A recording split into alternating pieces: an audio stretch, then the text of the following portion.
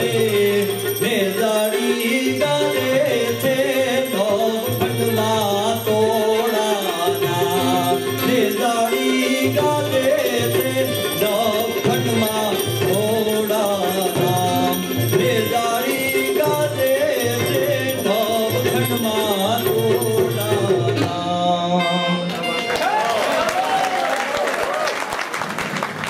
ધીંગી રે ભાઈ થોડા દેવડે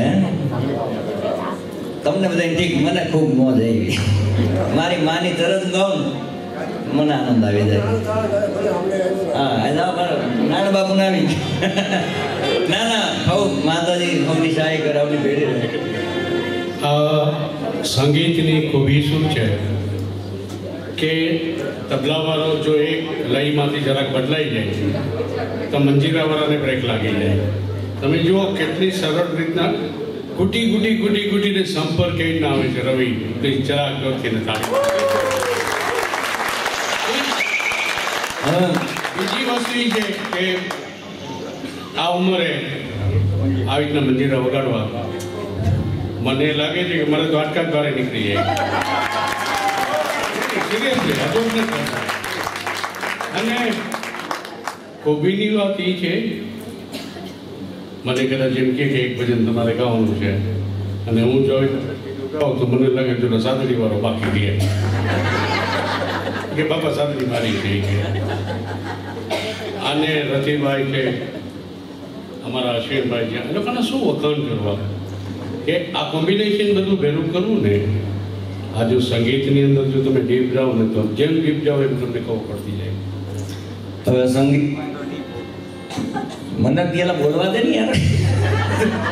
ભલામણ બોલવાનો વિષય છે એમાં ઘણું દબાવી દે બિચારા. ઘણું કા દબાવી ઘણી ખોખ આપ અમે તરત કરી તારા હાટો કે તું આમે શું કર માફ કરજો તો.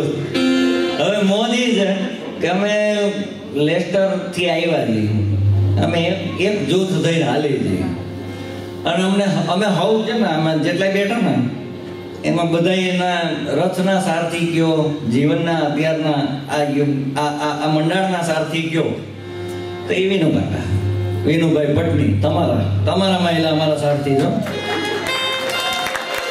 અને એ વિનુભાઈ પટની જો અમારા સારથી થઈ અમારું ગાડું અહીં પહોંચાડ્યું હોય તો એ તો હરી ગાડા ક્યાં લઈ જાય ને તો વિનુકાકા રોડ હોય પણ